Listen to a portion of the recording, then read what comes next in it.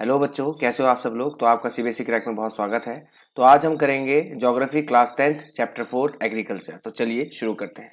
सबसे पहले हम इंट्रोडक्शन की बात करते हैं। तो इंट्रोडक्शन में बहुत सारी चीज़ें हैं, जैसे type of farming, cropping pattern, major crops, food crops other than grains, non food crops, technology and institutional reform. ऐसे ही बहुत सारे हैं, आप देख सकते हैं। तो चलिए शुरू करते हैं इंट्रोडक्शन से। तो इंट्रोडक्शन में क्या बताया गया है कि India is an agriculturally important country और 2/3 जो पॉपुलेशन है भारत की वो एंगेज है किसमें, एग्रीकल्चर एक्टिविटीज में।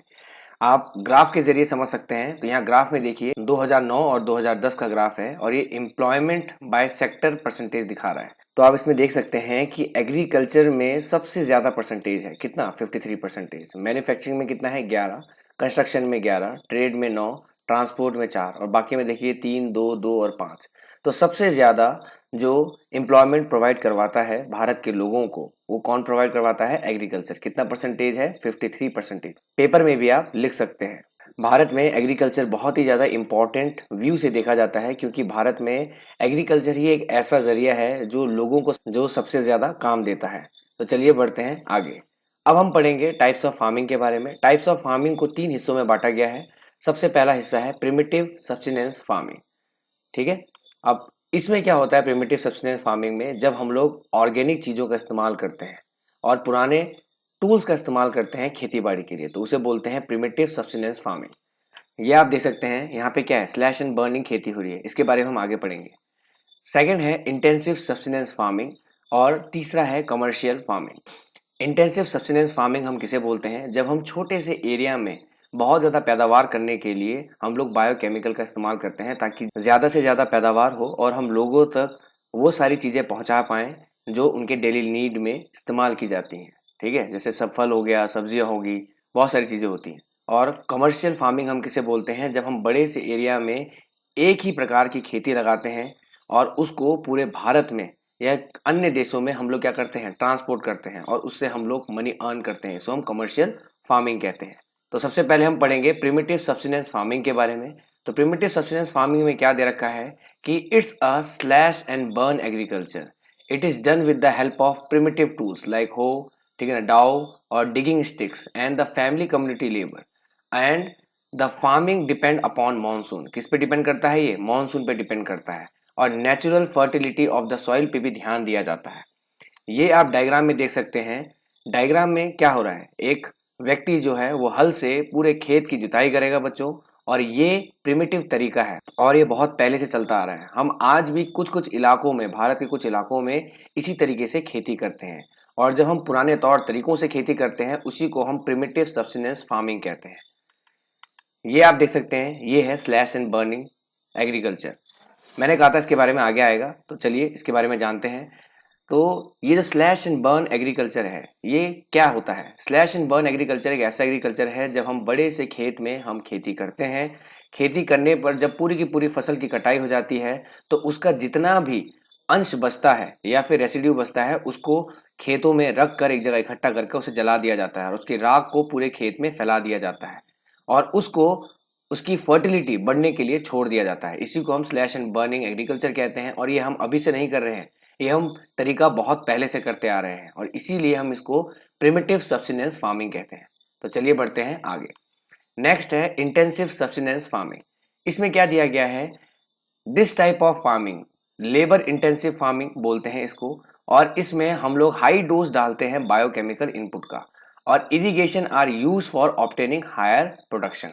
मतलब जब हम लोग बायोकेमिकल इनपुट का इस्तेमाल करते हैं, इरिगेशन मतलब उनमें पानी डालना, उनमें पानी डालने के लिए हम लोग अलग अलग तरीके इस्तेमाल करते हैं ताकि प्रोडक्शन जो है ज़्यादा हो। और प्रोडक्शन ज़्यादा होगा तो लोगों तक वो सारी की सारी फल सब्जियां, ये सारी की सारी चीज़ें पहुंच पाएंगी टाइम पे, क्योंकि हमारे पास प्रोडक्शन क्या है, हाई। अगर प्रोडक्शन कम हुआ तो क्या होगा, लोगों के पास खाने के लिए उतना उपयुक्त खाना नहीं होगा जितना होना चाहिए। समझ में आ रही होगी आप लोगों को। And this method commonly done where less land holding is available. अब ये आप बहुत इंपॉर्टेंट पॉइंट है, पेपर में लिख सकते हैं कि ये एक ऐसा मेथड है जहां पे जमीन बहुत कम होती है एग्रीकल्चर के लिए, लेकिन कम जमीन पे भी जब हम बहुत ज्यादा चीजें उगा पाते हैं, उसी को हम इंटेंसिव सब्सिस्टेंस फार्मिंग कहते हैं। ये आप डायग्राम में देख सकते हैं। यहाँ पे आपको दिख रहा होगा, ये एक छोटा सा इलाका है, ठीक है, यहाँ से लेकर यहाँ तक एक छोटा सा इलाका है और यहाँ पे आप देख सकते हैं छोटे से इलाके में इन्होंने कितनी ज्यादा टमाटर उगा रखे हैं। किसका इस्तेमाल करके? बायोकेमिकल इनपुट का इस्तेमाल करके, और इसको ठीक तरीके से पानी की सप्लाई देकर छोटे से इलाके में बहुत ज्यादा इंटेंसिव फार्मिंग की गई है और इसी को हम इंटेंसिव फार्मिंग बोलते हैं। तो चलिए बढ़ते हैं आगे। नेक्स्ट है कमर्शियल फार्मिंग। तो कमर्शियल फार्मिंग किसे बोलते हैं? This type of farming done using higher dose of modern input. अब हम इसमें क्या इस्तेमाल करते हैं? मॉडर्न इनपुट इस्तेमाल करते हैं, और इसमें मॉडर्न इनपुट का मतलब क्या है? HYV सीड्स, ठीक है, chemical fertiliser, insecticide, pesticides in order to obtain the higher productivity. अगर आपको किसी भी खेती में ज्यादा से ज्यादा प्रोडक्शन करना है तो आपको वहां पे HYV सीड्स इस्तेमाल करने पड़ेंगे, केमिकल फर्टिलाइजर भी इस्तेमाल करने पड़ेंगे, इंसेक्टिसाइड और पेस्टिसाइड भी इस्तेमाल करना पड़ेगा, ताकि अगर आप लोगों ने ज्यादा प्रोडक्शन किया है तो उनमें कीड़े ना लगे और आपकी प्रोडक्टिविटी बनी रहे। आई होप आप लोगों को समझ में आ रहा होगा। इसमें लिखा है कि a single crop is grown on a large area. तो डायग्राम की मदद से जानते हैं कि कमर्शियल फार्मिंग है क्या। ये डायग्राम की मदद से मैंने आपको समझाने की कोशिश की है कि एक बड़े से एरिया में जब हम एक ही प्रकार की फसल लगाते हैं, जैसे आपने गेहूं लगा दिया, चावल लगा दिया, या फिर आपने गन्ना लगा दिया, उसको बड़े से इलाके में लगाते हैं, उसके बाद जब उसकी हार्वेस्टिंग होती है, ठीक है, जब उसको काटा जाता है, बच्चे याद रखना, जब उसको काटा जाता है तो काटने के बाद हम ट्रकों में भरकर उसको इंडिया के कोने कोने तक भेजते हैं और अदर कंट्रीज में भी भेजते हैं और उससे हम पैसा कमाते हैं, इसीलिए हम इसको कमर्शियल फार्मिंग कहते हैं।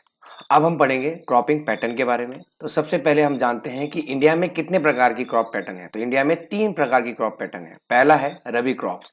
रबी क्रॉप्स क्या होते हैं? रबी क्रॉप्स वो होते हैं जो हम लोग कब उगाते हैं बच्चों, याद रखना, विंटर में उगाते हैं। कब उगाते हैं? विंटर में। कौन सा समय होता है वो? अक्टूबर से दिसंबर का समय होता है। और काटते कब हैं उसको? हम कब काटते हैं रबी क्रॉप्स को? समर में काटते हैं। समय कौन सा होता है? अप्रैल से जून तक का होता है। इसमें रबी क्रॉप्स कौन कौन से आती हैं? जैसे वीट हो गया, बार्ले हो गया, ठीक है ना, पीज हो गए, या फिर ग्राम, मस्टर्ड, ये सारे के सारे एग्जाम्पल हैं रबी क्रॉप्स के। डायग्राम में भी आप देख सकते हैं, डायग्राम के हिसाब से भी आपको बहुत अच्छे तरीके से ये समझ में आ जाएगा। तो चलिए जानते हैं डायग्राम के जरिए कि रबी क्रॉप्स कौन कौन से होते हैं। ये क्या है बच्चों? ये है गेहूं, और आप सभी लोगों ने गेहूं देखा होगा। और ये कौन सी क्रॉप है? रबी क्रॉप है। कब उगाई जाती है?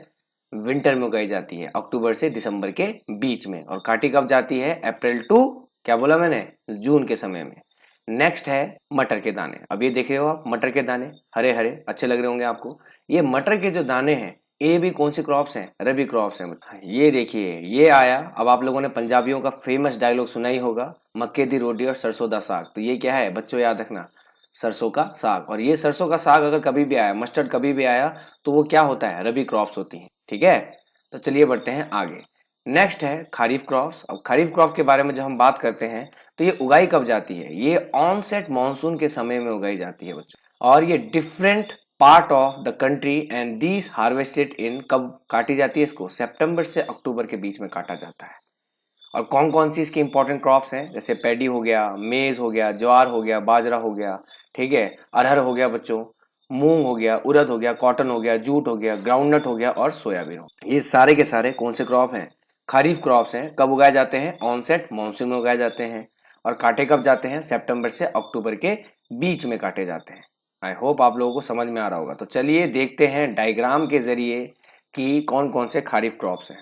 तो यहाँ आप देख सकते हैं सबसे पहला क्या आया, ये आपका कॉटन। तो कॉटन बच्चों कौन सी क्रॉप है? खरीफ क्रॉप्स है। कब उगाया जाता है? ऑनसेट मॉनसून में उगाया जाता है। और काटा कब जाता है? सितंबर से अक्टूबर के बीच में। नेक्स्ट है, ये क्या दिख रहा है आप लोगों को? ये है मूंगफली, जिसको हम क्या बोलते हैं? ग्राउंडनट, और ये भी एक खरीफ क्रॉप है। लास्ट आता है बच्चों जो क्रॉप पैटर्न में सबसे आखिरी में है, कौन सा है? जैद।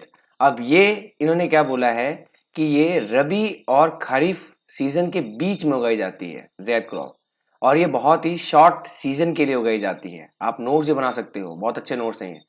शॉर्ट सीजन के लिए उगाई जाती है। और इसमें इंपॉर्टेंट क्रॉप कौन कौन सी हैं? वाटरमेलन, मस्क मेलन और कुकुम्बर।